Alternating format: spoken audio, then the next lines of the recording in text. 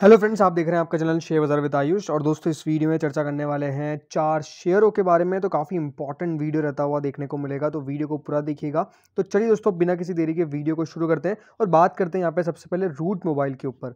Root mobile लगातार अगर आप देखेंगे तो डेफिनेटली इतना अगर लास्ट 6 महीने में परफॉर्म नहीं कर पाया है, 26.31% बढ़ता हुआ देखने को मिला है। लेकिन पिछले हफ्ते अगर आप देखेंगे तो स्टॉक ने करीबन 8% की शानदार बढ़त करके दिखाई है। अब इसके पीछे का कारण क्या है, चलिए सबसे पहले इसके ऊपर हम चर्चा कर लेते हैं। तो दोस्तों देखिए, Route Mobile rebounds 23% from 18 month low as board mulls buyback plan. तो दोस्तों, कंपनी के द्वारा बायबैक प्लान लाता हुआ देखने को मिलेगा। याद रखिएगा, कंपनी की 28 ऑफ जून यानी ट्यूसडे को दोस्तों कंपनी की बोर्ड मीट आपको होती हुई देखने को मिलेगी।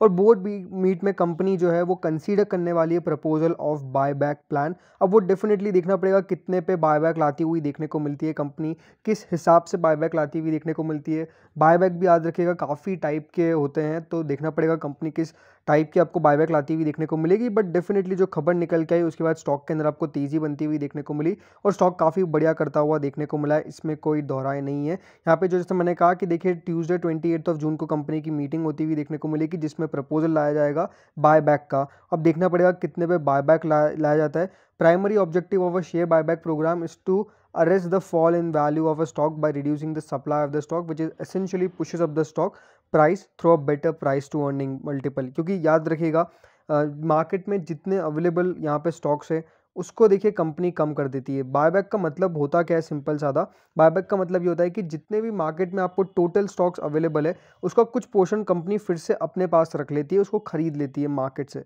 इससे क्या होता है दोस्तों, क्योंकि स्टॉक्स कम हो जाते हैं, नंबर ऑफ स्टॉक्स जो मार्केट में अवेलेबल होते हैं वो आपको कम होते हुए देखने को मिलते हैं। तो इससे जो पीई है, जो पीई होता है उसके अंदर यानी प्राइस टू अर्निंग जो होता है फ्रेंड्स, उसके अंदर आपको चेंज आता हुआ देखने को मिलता है। और higher P led to higher value of the stock, और ये यहाँ पे आपको देखने को मिलेगा कंपनी के द्वारा कह सकते हैं किया जाएगा। तो डेफिनेटली वो देखना पड़ेगा कब यहाँ पे कंपनी करती है।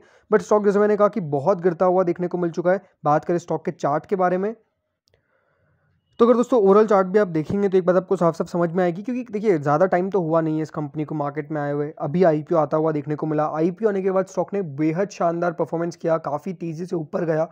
बट मार्केट में जिस प्रकार से दोस्तों गिरावट बनती हुई देखने को मिली, उस गिरावट का असर सीधा सीधा इधर भी होता हुआ देखने को मिला। यहाँ पे एक हाई लगने के बाद स्टॉक लगातार नीचे गया, यहाँ पे देखिए ऊपर जाता हुआ देखने को मिला, इधर नीचे आता हुआ देखने को मिला। तो एक गिरावट बेहद आपको यहाँ पे बनती हुई देखने को मिली। बट अब वापस से दोस्तों ये जो गिरावट है वो आपको हटती हुई देखने को मिलती हुई देखने को मिल सकती है। बिकॉज लास्ट 5 डेज़ के अंदर भी अगर आप देखेंगे जो परफॉर्मेंस था वो कंपनी का बढ़िया रहता हुआ देखने को मिला। फ्राइडे की बात करता हूँ तो फ्राइडे को अगर आप देखेंगे तो स्टॉक ने एक हाई बनाया था करीबन यहाँ पे, जो बना था करीबन 1328 रुपये 27 रुपये के आसपास। उसके बाद से थोड़ा सा नीचे आता ज़रूर देखने को मिला। बट मुझे लगता है कि कंपनी का अगर बायबैक प्लान सही निकल के आता है तो अनडाउटेडली स्टॉक में यहाँ पर बाइंग बन सकती है। मेरी सलाह क्या होगी, मुझे लगता है कि कंपनी बहुत शानदार है, तो डेफिनेटली मेरी सलाह यही कि अगर इसमें आप लॉन्ग टर्म का निवेश करते हैं तो बिल्कुल स्टॉक के अंदर कोई भी गलत बात, दिक्कत वाली बात हैज सच नहीं है। अब बात करते हैं डी मार्ट के ऊपर। तो दोस्तों, जो खबर निकल के आई है वो दो कंपनीज पे है बेसिकली। एक तो है डी मार्ट पे और एक है जियो मार्ट पे। D Mart and Jio Mart are unable to keep pace with Dunzo, Swiggy, Instamart और ओला डैश। तो यहाँ पर अगर आप देखेंगे हो क्या रहा है, बेसिकली जो कंपनीज है डी मार्ट और जियो मार्ट, इसमें आपको होता हुआ क्या देखने को मिलता है, क्योंकि ये क्विक कॉमर्स प्लेटफॉर्म है, डंजो, जेप्टो, ब्लिंकिट, इन सब में अगर आप देखेंगे चलते कैसे हैं, फास्ट डिलीवरी पे। लेकिन जो डी मार्ट है वो अभी भी अगर आप देखेंगे ज़्यादा एग्रेसिव है कि वो अपने स्टोर्स ओपन करे, जहाँ पे आपको देखने को मिलता है लगातार कंपनीज यहाँ पर आपको फोकस करती हुई देखने को मिल रही है डिलीवरी के ऊपर। लेकिन डी मार्ट का अभी भी एक ही अप्रोच है, वो है ओपनिंग ऑफ स्टोर्स। और उसके अंदर अभी भी कंपनी अगर आप देखेंगे तो यहाँ पे कामयाब रहती हुई देखने को मिल रही है, प्री कोविड लेवल्स को टच कर चुकी है, और ये अपने आप में एक बहुत बड़ी बात है। D mart for instance has set up it's app and pickup centres for home delivery after handling it's bulk delivery orders during the pandemic. Reliance Retail too stepped into the delivery business with this app JioMart with little success, though it has also invested in Dunzo। So अपने आप में अगर आप देखेंगे तो जो companies है वो ढूंढ रही है कि कौन सा अच्छा प्लेटफॉर्म रहेगा जिससे हम डिलीवरी, बिकॉज याद रखिएगा टाइम डज मैटर, ये अपने आप में एक बहुत इंपॉर्टेंट बात है। और देखना पड़ेगा कि यहाँ पर डी मार्ट किस प्रकार से क्विक कॉमर्स जो कंपनीज है जो यहाँ पे आपको काम करती हुई देखने को मिलती है डिलीवरी के ऊपर, डेफिनेटली उनके ऊपर नजर रख पाएगी, वो हमको देखना पड़ेगा। बात करें दोस्तों डी मार्ट के स्टॉक के ऊपर, तो स्टॉक दोस्तों इतना खास कर नहीं पाया है। इस हफ्ते भी अगर आप देखेंगे तो स्टॉक सिर्फ नीचे आता हुआ देखने को मिला है 2.60%। एक महीने में स्टॉक यहाँ पे 5%, साल की शुरुआत से 27%। बहुत कम देखा जाता है कि दोस्तों इतने बढ़िया स्टॉक्स भी आपको गिरते हुए देखने को मिले। और डीमार्ट में गिरावट आई क्योंकि 5,900 रुपये का 52 हफ्तों का आई है, 3,409 पे ट्रेड कर रहा है, 3,186 अगर आप देखेंगे इसका 52 हफ्तों का लो है। सो गिरावट अनडाउटेडली बहुत हुई है, बट कंपनी बढ़िया है। राधा किशन दवानी जी याद रखिएगा, प्रमोटर है, कंपनी के मालिक है।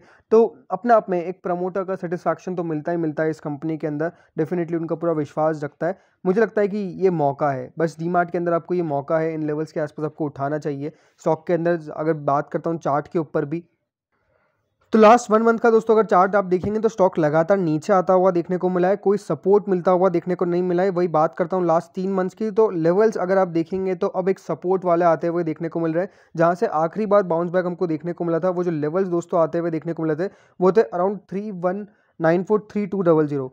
अगर दोस्तों यहाँ पे गिरावट बनती है तो 3200 रुपये का लेवल अपने आप में काफ़ी अहम हो जाएगा। उसके अगर तोड़ देता है तो फिर देखिए गिरावट जो है वो बड़ी बनती हुई देखने को मिल सकती है। आखिरी बार भी इन्हीं लेवल्स पे सपोर्ट लिया था। अब अगर दोस्तों इन लेवल्स पे आपको वापस से आना है तो डेफिनेटली ये जो लेवल्स है इसको रिस्पेक्ट देना पड़ेगा। मेरे हिसाब से तो जैसे मैंने कहा कि लॉन्ग टर्म के लिए ये जो कंपनीज है, डी मार्ट हो गई, रूट मोबाइल हो गई, इन कंपनीज़ के अंदर आग बन करके भी अगर आप पैसा लगाएंगे तो देखिए पैसा बनेगा ही बनेगा। और डी मार्ट तो वैसे ही देखिए कंपनी जोरदार है, लगातार अगर आप देखेंगे तो बढ़िया करती हुई देखने को मिल रही है। स्टॉक अनडाउटेडली इतना बढ़िया नहीं कर पा रहा है, बट मुझे लगता है कि यही मौका है जहां पे अक्यूमुलेट करने के बारे में विचार करना चाहिए। अब बात करते हैं फ्रेंड्स आखिरी स्टॉक के बारे में, जिसका नाम है परसिस्टेंट सिस्टम। तो दोस्तों परसिस्टेंट सिस्टम यहाँ पर 110 रुपये का फाइनल डिविडेंड पे करने जा रही है। ये दोस्तों जो लार्ज कैप आईटी कंपनी है परसिस्टेंट सिस्टम, ये अगर आप देखेंगे तो अब आपको यहाँ पर 11 रुपये प्रति शेयर डिविडेंड देती हुई देखने को मिलेगी, जो कंपनी के द्वारा अनाउंस किया गया है। अपने आप में अगर आप देखेंगे बेहतरीन कंपनी है, 24,922 करोड़ की मार्केट कैप के साथ अगर आप देखेंगे तो यहाँ पर जो कंपनी की वैल्यूएशन है डेफिनेटली हाल फिलहाल में काफ़ी गिरावट आती हुई देखने को मिली है। बट कंपनी ने जो डिविडेंड अनाउंस किया है अब वो काफ़ी नज़दीक है, 11 रुपये प्रति शेयर का डिविडेंड दोस्तों कंपनी देती हुई देखने को मिलेगी। जो कंपनी है उसकी एजीएम होती हुई देखने को मिलेगी 19 जुलाई को। तो डेफिनेटली वो भी एक बहुत इंपॉर्टेंट डेट है। कंपनी ने ये भी कहा है कि जो डिविडेंड है वो 18 अगस्त से पहले पे कर दिया जाएगा। ये after the 32nd annual general meeting के बाद होता हुआ देखने को मिलेगा। बात करें स्टॉक के ऊपर, तो स्टॉक अगर आप देखेंगे तो करीबन 3.19% गिरता हुआ देखने को मिला, जो आईटी कंपनीज में गिरावट आई। लेकिन इस हफ्ते इसने भी करीबन 3% की तेज़ी करके दिखाई है, बढ़िया तेज़ी करता हुआ देखने को मिला है। ओवरऑल अगर लॉन्ग टर्म की बात करता हूँ तो देखिए रिटर्न्स जो है वो भी जोरदार है, 1487% के। गिरावट हुई है अनडाउटेडली, बट मुझे लगता है कि ये ऐसा टाइम था जहाँ पे हर बेहतरीन स्टॉक में भी गिरावट हुई है। खराब तो पीटे ही पीटे, अच्छे स्टॉक्स भी गिरे, लेकिन ये फाइनेंशियल अगर आप देखेंगे इस कंपनी के तो यहाँ पे नंबर्स बहुत बढ़िया आते हुए देखने को मिले हैं। 200 करोड़ का मुनाफा है, जो यहाँ पे दिसंबर तक सिर्फ 176 करोड़ का था। यहाँ पे जो दूसरी कंपनीज अगर आप देखेंगे क्वार्टर ऑन क्वार्टर बढ़िया नहीं कर पाई। ये ऐसी आईटी फर्म थी जिसने बढ़िया किया, क्वार्टर क्वार्टर नंबर्स बढ़िया निकल के आए, वाई नंबर्स बढ़िया निकल के आए। तो ये अपने आप में देखिए एक अच्छी कंपनी है, शानदार कंपनी है, जहाँ पे इन्वेस्टमेंट के बारे में विचार करना चाहिए।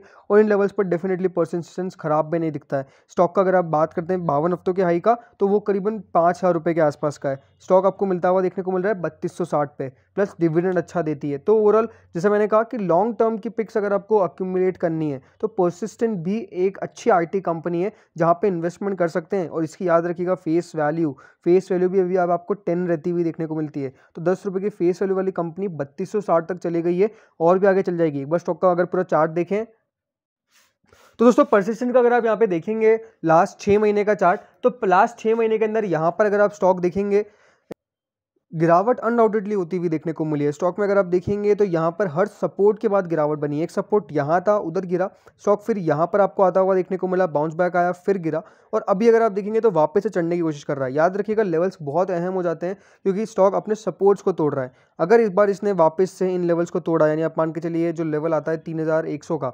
3100 का लेवल अगर ब्रेक होता है नीचे में, तो फिर जो गिरावट है वो बड़ी बन सकती है और फिर स्टॉक आपको 3000 रुपीज़ के बिलो भी स्लिप होता हुआ देखने को मिल सकता है, अगर ये टेक्निकली बात करें तो। लेकिन मुझे लगता है कि स्टॉक के अंदर जैसे मैंने कहा कि लॉन्ग टर्म का व्यू आपको रख के चलना चाहिए। ऑल टाइम चार्ट अगर आप देखेंगे तो पैसा कमा के दिया है, पैसा बना के दिया है, पैसा बढ़ा के दिया है। तो अभी जब भी छोटी छोटी गिरावट है वहाँ पे अक्यूमुलेट करिए, लॉन्ग टर्म में भी अगर आप देखेंगे तो बहुत मुश्किल से स्टॉक आपको बढ़ते हुए देखने को मिलते हैं, बहुत टाइम लग जाता है। और अभी जो सिनेरियो है यहाँ पर अगर आप देखेंगे जो मूव है वो बहुत फास्ट आ रहा है, इसमें कोई डाउट नहीं है। लेकिन मार्केट है कंसोलिडेट करेगा, और जैसे कंसोलिडेट होगा फिर ब्रेकआउट जो आएंगे वो बहुत तगड़े आएंगे। और लॉन्ग टर्म में अगर किसी भी अच्छे कंपनी ने आपको पैसा कमा के दिया है तो शॉर्ट टर्म में आपका ये समझदारी बनती है कि उनको अक्यूमुलेट करना है, सेल के बारे में नहीं सोचना है। अगर आप अभी इन मंदी में बेचेंगे तो फिर उसका कोई सेंस नहीं बनता है, मंदी में खरीदारी करने के बारे में सोचना चाहिए। ऑलवेज यहाँ पे आप रिमेंबर करिएगा जो बात है कि always be greedy when others are fearful and always be fearful when others are greedy. तो यहाँ पे फियर का मौका है, फियर में ग्रीड आपको अपनानी चाहिए, और ग्रीड जब हो लोगों को तब आपको फियर अपनाना चाहिए। ये एक सिंपल सादा मूल मंत्र है स्टॉक मार्केट का। और जैसा जैसा मैं आपको यहाँ पे समझदारी की बात यही है कि लॉन्ग टर्म का आपका व्यू होना चाहिए। शॉर्ट टर्म में याद रखिएगा वॉलेटिलिटी हमेशा भारी पड़ेगी, कभी भी कुछ हो जाए, लेकिन लॉन्ग टर्म में आपका पैसा बनेगा अगर आपके पास एक अच्छी कंपनी है तो, और वो पैसा बना के देके जाएगी, कंपाउंडिंग करके देके जाएगी। तो दोस्तों इस वीडियो में इतना ही था, होप सो वीडियो बढ़िया लगा होगा। अगर लगा तो लाइक कर देना, चैनल से नए जुड़े सब्सक्राइब कर देना। Thank you friends watching this video.